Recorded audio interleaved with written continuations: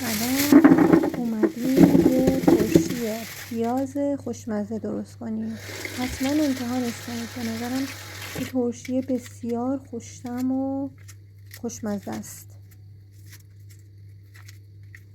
پیازا رو اول پوست میکنیم، بعد که همه رو پوست کندیم همینجوری درسته داخل یه شیشه میریزیم و بعد اون مواد اضافه کردنی رو بهش اضافه میکنیم.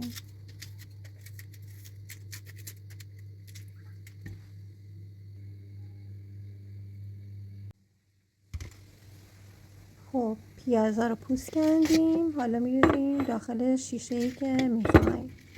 پیازا رو که ریختیم بهش آب اضافه میکنیم، نمک اضافه میکنیم، یه مقدار سرکه، البته بستگی به خودتون داره، من سرکه بیشتری اضافه کردم.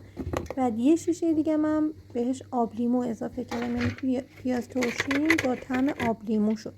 سبزی معطر یا جعفری هرچی که دوست دارین بهش میتونین اضافه کنیم. درش رو کیپ میکنیم میذاریم تا یه مدت کنار بمونه، تقریبا بعد 2-3 هفته آماده است.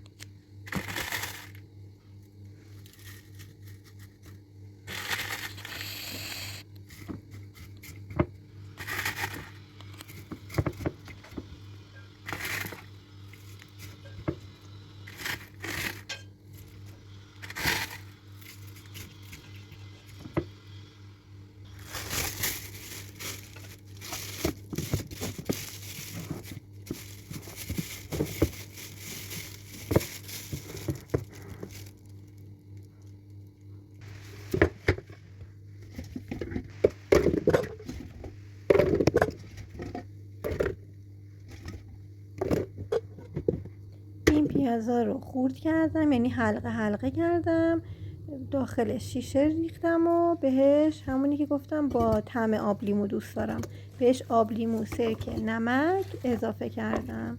شما هم حتما درست کنین، امیدوارم که خوشتون بیاد. بگید که حتما از این ترشی خوشتون اومد یا نه.